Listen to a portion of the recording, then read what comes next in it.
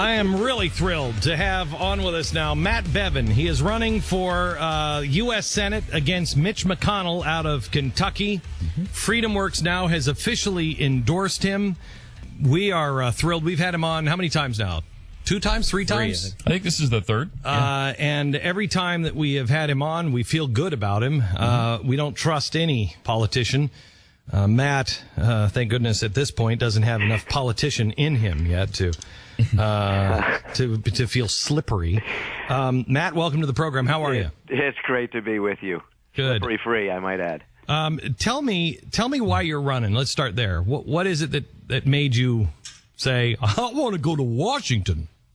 You know, it's interesting. I've been asked a number of times why I would want to do this, and it's an important point of clarification. And I don't mean to sound flippant saying this, but it's less a function of what I want to do and more a function of something I'm willing to do. And the reason that I'm willing to do this is because I look at the fiscal path that we are on as a nation. I see what we are doing financially. We're about to come up against the debt ceiling yet again. And I realize it is so remarkably unsustainable.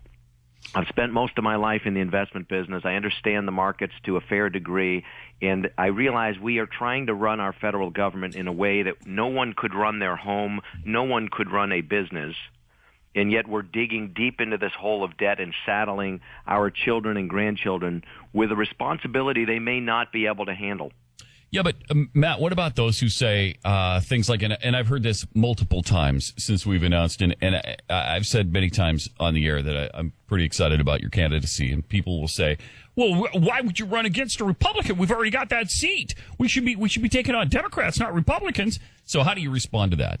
Oh, my goodness. On any number of fronts, including the one we were just discussing, which is the debt issue, he's voted for 9 debt ceiling increases in a row with essentially no concessions ever made. We're talking raising the debt ceiling to the tune of $7 trillion. You know, this is not the kind of Republican that we need. If this is conservatism, then heaven help conservatism. Okay, so help me out on this one, Matt, because we are coming up February 7th.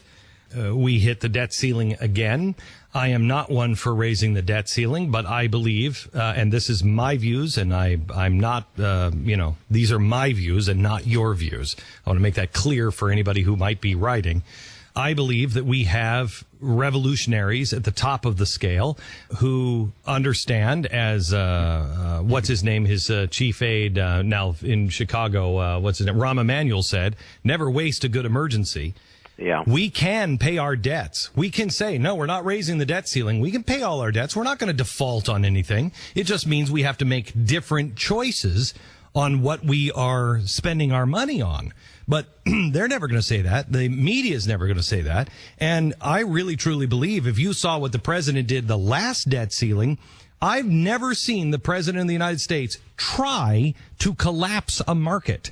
This president tried to collapse the market. He was on television saying, if I were in the markets, I'd be afraid. If I were in Wall Street, I'd be very concerned. That's not what a president does. So how are you going to say no to a debt ceiling when you have somebody who basically is, is reenacting the end scene of the deer hunter? I think you call that bluff. And while that may sound a little simplistic, truth be told, he's a man who, in large measure, on any number of fronts, including the fiscal fronts, really doesn't know what he's talking about.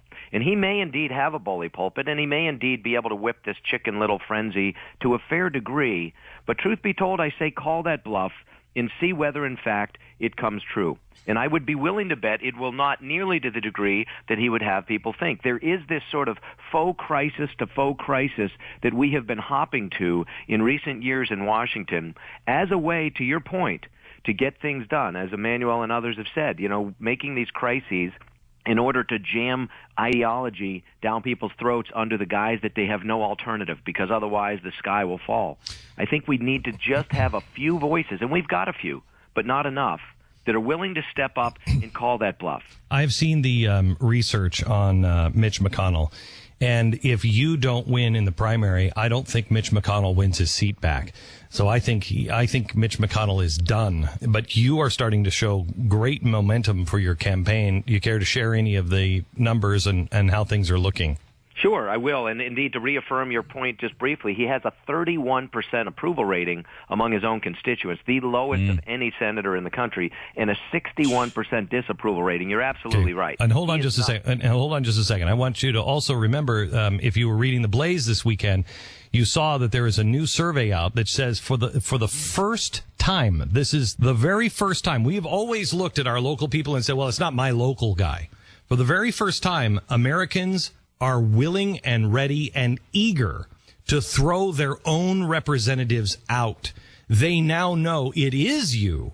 It's not the other guys. It is you, which also bodes really, really badly for Mitch McConnell.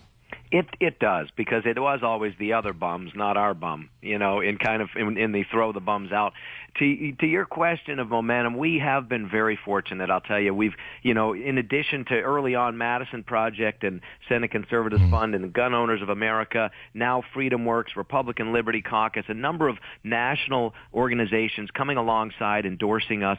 And locally on the ground, there's a sense of excitement and fervor and boots on the ground that really bodes well. There was a straw poll in the fourth largest Republican county back in December.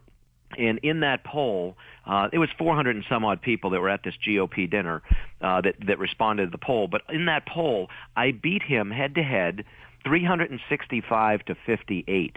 Now, do I think that's indicative of the spread that we'll see? Of course not. But it is indicative of the fact that there is a hunger, to the point you just noted, of people to make a change, realizing the path we are on is not a good path. We've got to make some changes. And in scientific polls, too, you're seeing a major movement. There was last summer you were down by 52, Matt, and correct. A poll recently came out that had you down 22, a 30-point movement. And this is just people figuring out who you are, hearing of you for the first time, and making their decision.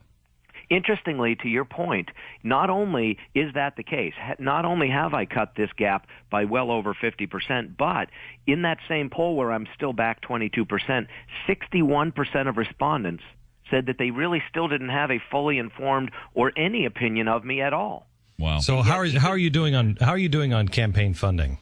Well, I mean, we're doing well. We've raised, well over, we're close to closing in on $2 million. How much is McConnell has? How much? Oh, I mean, we will never match him dollar for dollar. He's probably up to 20 by now. But here's the thing: I need about $4 million to effectively execute this strategy. Gosh, if somebody wanted to help you with that, how would they do it? They could go to, and this is where I always get a chuckle out of Glenn.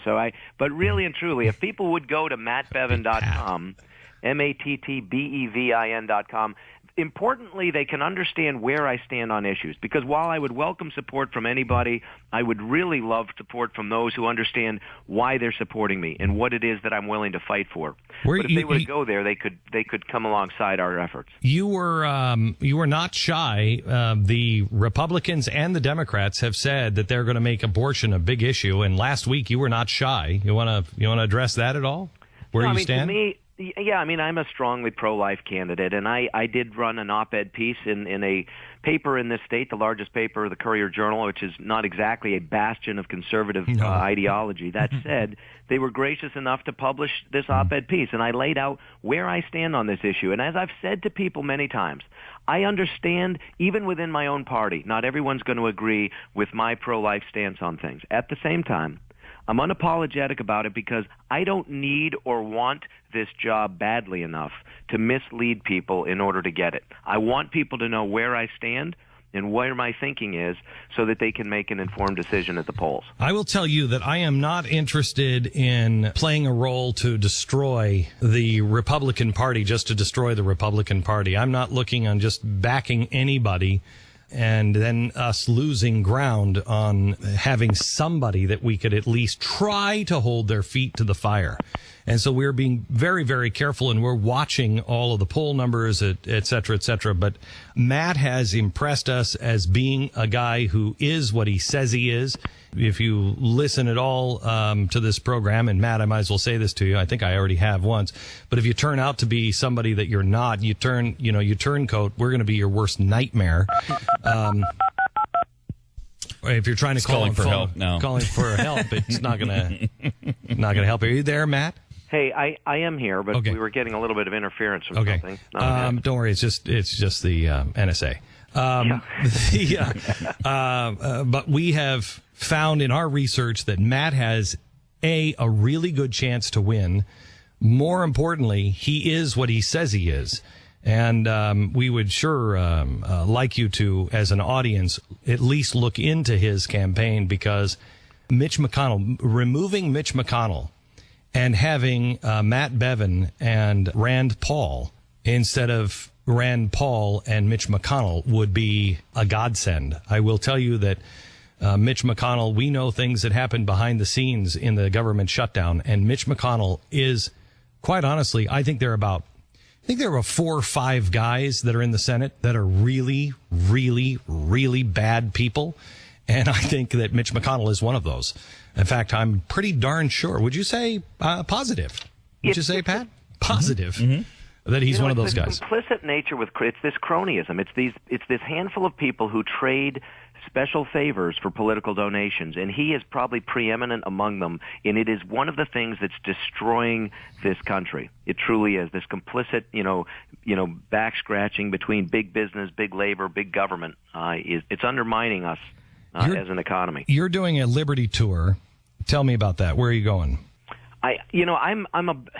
It sounds silly for me to say this, but on any given day, I sometimes don't know where I'm go where I'm told these days. So I don't even have my full schedule in front of me. Okay, so I would do it injustice by trying to spout it out here. But you are there is a group of grassroots conservatives from all across the country that are gathering to help Matt win.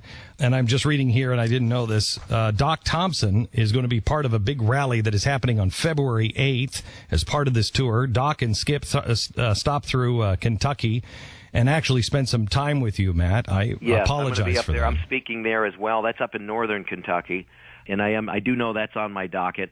Okay. But these days my schedule gets tighter and tighter. Do you have 1 second? I want to touch on something you said a moment ago about this sort of dissension in the ranks in the Republican Party.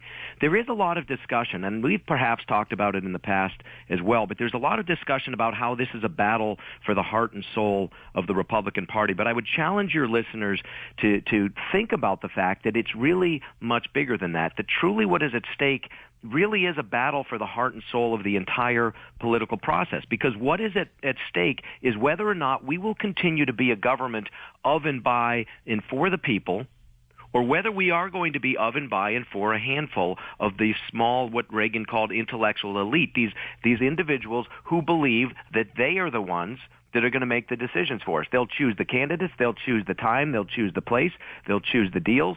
Would you agree we really have a one-party system now in America? I'll tell you what, if you look at the end result and you look at there's a big difference between, you hear a lot of talk about compromise. I'll tell you what, I think our elected officials have replaced the term capitulation for compromise. And we see people on both sides capitulating to the middle, and indeed the end result would indicate that we seem to have a single ideology. No question. If you were writing the speech for, let's say, another president, what should the president say tomorrow at the State of the Union? Yeah, not what we're getting indication of, which is going to be this happy talk about resetting and a do-over. I mean, how fantastic. After riding herd on the mess he's ridden herd on for the last 5 years, I'd want a mulligan as well. I think we need someone to stand up and use the power of the office to speak the truth to the American people. I don't think this man either has the capacity or willingness to do that. And what's the truth? We need somebody What's the who truth? will look him in the eye and tell him the truth right now. What should he say? He should tell them that we are on an unsustainable path financially, that we have encroached upon their civil liberties with respect to disregarding the Constitution of the United States, and that the result of this has been something that's unsustainable, that we've got to make absolute cuts across the board, not just in the increase in spending, that we have to start to restore civil liberties in the form of the Fourth Amendment. This whole reshuffling of the deck at the NSA is a joke. I think we should bring our troops home. I think we should focus on where we are as a nation and focus our needs domestically. Real quick, because I've only got about 45 seconds. Tell me about your wife. My wife is awesome. I mean, we have 9 children. as many folks. You know what causes that, right? We do, but Okay. as we talked about, I mean, 4 of them are adopted, so I can't take full responsibility for the initial part of it all. But we are very blessed. My wife is a very strong person. She's a very prayerful person, a very devoted person to this cause of liberty, and she has been a tremendous support to me throughout this entire process, and she's doing great, and our family is doing great. And thank you for asking. Matt, thank you so much, and I hope to meet you sometime soon. We'll get you down here and talk some more with you. I think you are one of the more well-spoken candidates that I have heard. You don't seem to hesitate on anything, and I like that. Thank you so much, Matt. Appreciate it. You're welcome. Thank you so much. Matt Bevin, mattbevin.com, running in Kentucky, has a real chance of winning against Mitch McConnell. You throw Mitch McConnell out, and you actually affect change in the Republican Party. You scare the living daylights out of the Republicans, and you actually move things forward. mattbevin.com. I think Matt Bevin is getting better every time we talk to him. He had some confidence to him. When's the last time, and this is a little thing, I mean, I don't know if anybody else notices stuff like this, but little thing when he said, can I go someplace, do you have a second? Let me talk to you about this. When's the last time you heard somebody that casually say something? It's always orchestrated, and he seems real to me. And yet he's walking now with confidence. I think he can feel it. He knows what's coming. And I think that's really very exciting. The other thing I noticed, and it would have been better if he would have said this, that phone was either a fat face dial, which, I'm on Simple Lose, I can tell you. My face dials the phone sometimes. I'll be like, ha, ha, ha, boop, boop, boop, boop, boop, boop. And I'm like, okay, fat face. Either that, or he has 9 children, and he still has a phone in his house, and somebody upstairs picked up the phone and just dialed. I would have loved to hear him say, okay, Mary, I'm on the phone. I'm sorry, one of my kids. Dad's using the phone. When's the last time you heard somebody actually say that? Plus, how would he narrow it down when he's got 9 kids? Oof, how does he sleep? Holy cow. Some work. Yeah, that's a lot of work. Yeah.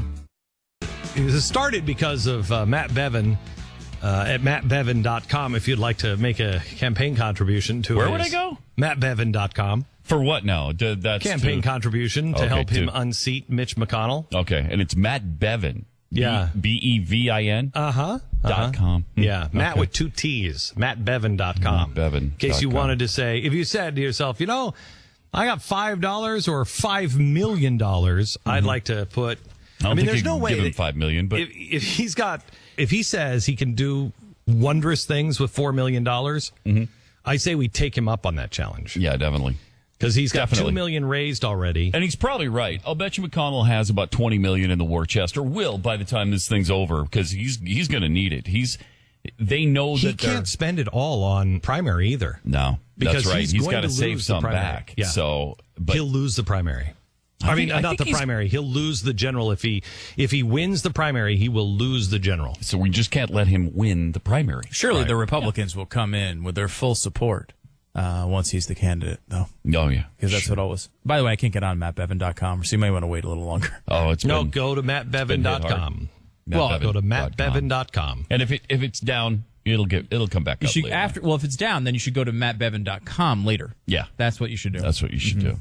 So we're talking about this and his 9 children, and I don't know how. I mean, you want to talk about a guy who's got it together. Either that or he's a stark raving lunatic. Is a guy who has 9 children. How do you do 9 children? I can barely do 4. Somebody in the house is always in a crisis. I don't know how to do it. Pat, do you just ignore them after a while? Is that what you do? You're just like, I'm not listening. Yeah, pretty much. Yeah. And you let them work it out themselves. You just realize that, all right, if nobody has a lethal weapon, maybe they've got a hurtful weapon, but it's not lethal, you just let them work it out. So wait, what's the, maybe an AR-15? Because we know we've learned how dangerous those are. Those are super dangerous. But if they only had a shotgun rifle, if it's just a hunting rifle or a shotgun, you don't worry about it. Pat, you've not figured out how lethal those weapons are, right? Have you? Have I not figured it out? Yeah, you haven't even shot yours yet. No, I haven't. You've had it for a year. Yes, I have. Well, you haven't even shot it yet. How do you have a brand new shiny thing and not gone out and taken that brand new shiny thing out of the box and shot it? Well, because I've heard how dangerous it is. I'm just afraid of it. I just leave it in a corner and and look at it from time to time and shiver. Well, do you expect the AR-15 to not be made out of quality, that it would fire when you request it to fire? That's what I'm afraid of. Yeah, well, he'll look at it. just He'll start- look at it. He'll still have like the little bag around parts of it, and he'll be like, "I don't understand. There's like this yellow like plastic thing where the bullet goes. Is that a bullet? I don't know what to." When I've gone shooting in the past, it just makes my back worse, because of the positions you get in to shoot, and so I've just what kind of makes been your waiting back for worse? that to settle down. You know what makes your back worse? Yes, being killed in my sleep by an intruder Yes, probably would. yes, that makes it feel a lot worse. Actually, that would make it feel a lot better. Yeah, true. Yeah. Think about it. Maybe we should hire an intruder to come in. As long as they just take me out and leave my family alone, that's probably a good thing. Yeah. All right, so but if that happens, can we milk it? Can we Sure. say Oh, something? yeah, say something. I insist. Here. Say this on tape, so in case that ever happens, we have it on tape, so we can like pretend we're sad that you died and everything, and we can say, "Look at this." So you say something you look in the and say, "Man, I'm gonna start practicing with my gun because I got to get ready because the only thing that would stop that is if I were really prepared." Look we have that now for you. So Yes, we are ready to milk it. Okay. All right. So here's the thing. We were talking about Matt Bevin and his 9 kids, and honestly, I have 4, and I can't keep up with them. I can't keep up with. Stu has 2. He said feels the same way. Yeah, I mean, I feel like if you have more than 2, you get into that part where at least one of them at any given time is going to be in the middle of a crisis. And then you're at the situation where you're probably dealing with only the squeaky wheel all the time. I don't know. I'm a little I'm afraid. I've always said never let them outnumber you, but certainly never let them surround you. Now that I have 4, I think it might be best to say, if you're going to let them surround you, make lots of them, because then they'll help each other. Pat? Mm-hmm. Right? Pat agrees. Because I'm trying to think about how did people do it when they had 10, 12, 15 kids. Well, they do it because the older ones start to help out. Yes, with the younger ones. that's what I'm thinking. Yeah, That's what I'm thinking. That's how it works. It's almost like there's a design to this whole thing. Almost. Isn't that weird? It is weird. That's weird. I never thought of that. You know who truly understands that, too, is Matt Bevin at mattbevin.com. Can you get on his site yet? Yeah. Matt Bevin. mattbevin.com. Okay.